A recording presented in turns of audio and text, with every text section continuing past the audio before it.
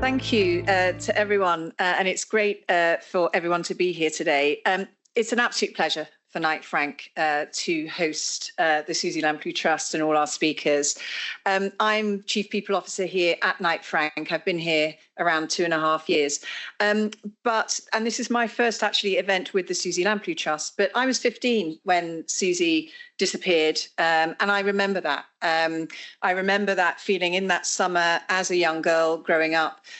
What does that mean? I remember the name Mr. Kipper. As soon as it's mentioned, it comes back to me, because when you're growing up, that's what you understand. And fear sits with you a little bit. So as a woman growing up, you remember, and we know we have it today, you remember what it feels when you're out there on your own. And that's just me as a white woman going through my business 40 years ago.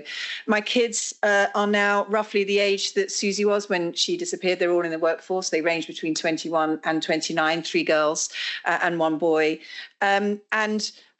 All of those are very, very aware, for lots of different reasons, of their own personal safety too. So 40 years on, unfortunately, and the stats show that that is where we are. And of course, today, we have a very polarised society as well, and that draws people apart. I do happen to commute on the train from Newark, which the next stop is Doncaster, down to King's Cross every single day into London. The LNER train crew are phenomenal. I was just saying to my husband a couple of weeks before, they're so kind. I see them dealing with all sorts of people, because people don't always buy tickets and do things they should. And also I see them dealing with things like suicide and issues and health and safety. And they are a really, really, of all the train crew I've come across, a really kind group of people. There's something that LNER do that is pretty special. And then, of course, I wake up Sunday morning and I understand what's happened on the very train that I get on. So that makes it very, very personal. And when you come to events like this, we do hear a lot of stats. And I am going to talk to you a little bit about how Knight Frank partners with the Susie Lamplugh Trust and how important that is. But I thought it might help to make it a little bit more personal as well in terms of what we're doing. So our collaboration with the Trust is more than a partnership. It is a shared commitment for Knight Frank, and it is about safeguarding those who dedicate themselves daily to serving others. And in a world where work patterns are shifting and new challenges are emerging, the theme for this year's National Personal Safety Day is changing shifts and changing safety. And that could not be more timely, I think, given where we are today.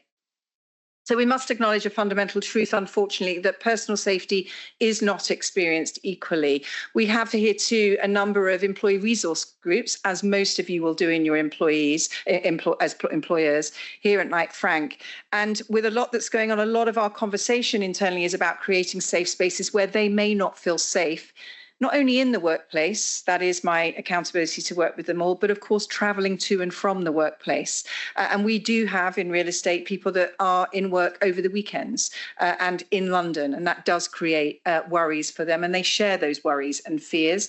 And those worries and fears intersect with factors such as race, faith, colour, gender and identity, and they can significantly shape the risks that those people face and, of course, the responses they receive. Inclusive safety measures are not just important, they're essential. For me, it's about humanity and togetherness, but often, and I have a sense of privilege with what I do, similar to Naz, I'm a leader in a business, I have a lot of opportunity through the colour of my skin. I don't experience things in the same way now that people may experience if they're travelling to and from work or indeed in work. So this year, our focus is on the front line. It is on our frontline workers. And it's because they are the people who are not only serving us, but they are most exposed to violence, aggression, harassment and discrimination. And they're not abstract issues, unfortunately. They are lived realities for our colleagues, our friends, our families, and of course, sometimes ourselves. We here have a full service real estate business globally, actually, but we have a very, very long legacy and a strong, strong brand in residential sales and letting sector. And our teams are frequently on the move. They meet clients in unfamiliar properties. They work alone. They navigate unpredictable environments.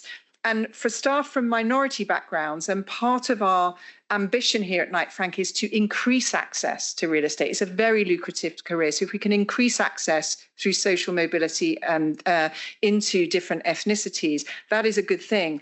But those staff from minority backgrounds can be compounded and challenged with additional layers of concern as they're coming into the workplace. They may feel more vulnerable due to their visible differences, whether that is through race or religion.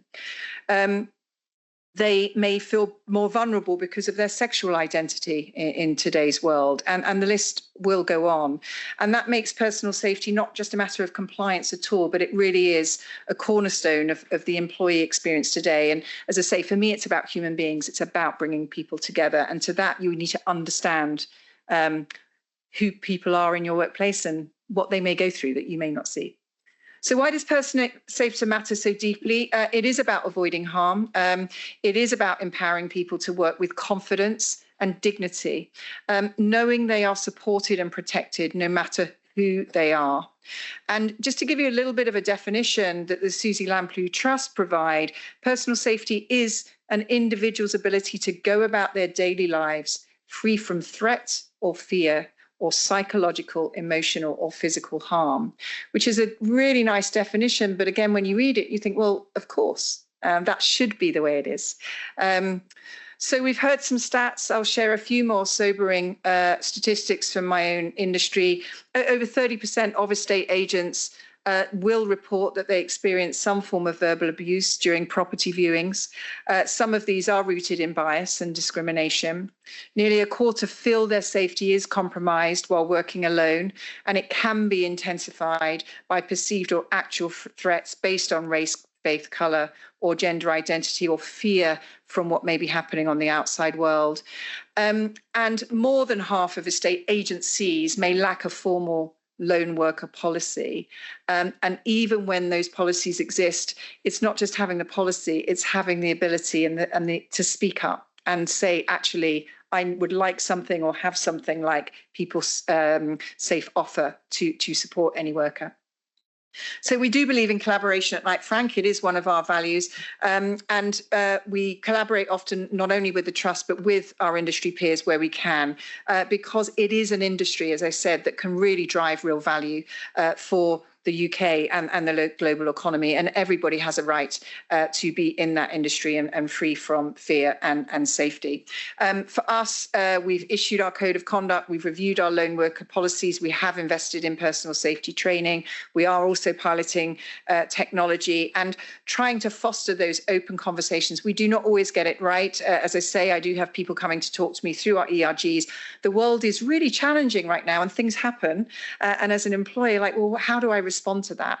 It's not something I'm doing, but it is something that our people are experiencing. So changing the culture around safety does require that collective effort. It does mean listening to our frontline people in my business here in real estate and of course in the UK, because it is the frontline people that actually keep us going day to day. And there's nothing like, whether it was COVID or anything else, to actually really feel that.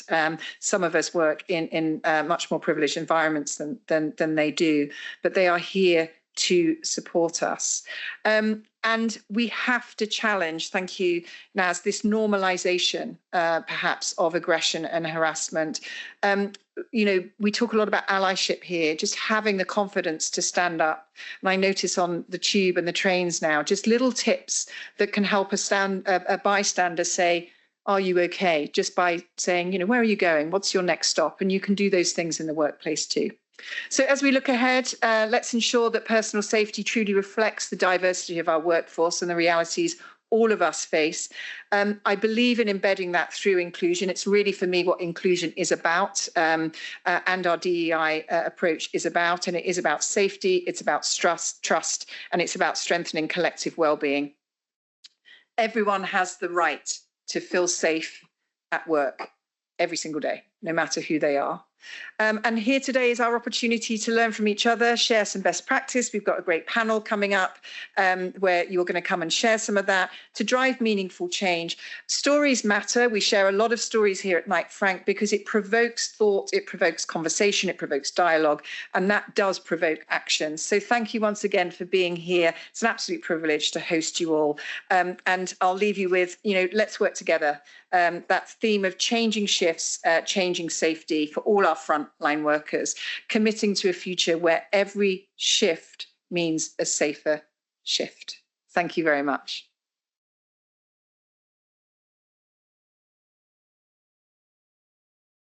Thank you so much, Karen, and thank you again to Knight Frank for hosting this. Some really sobering statistics that you shared there with us, but I think really important to highlight that point you made about inclusive safety measures. This is about bringing human beings together. Absolutely, absolutely. And it's about being confident in the workplace, and it's about ensuring we're all taking a role in that. So thank you for sharing that.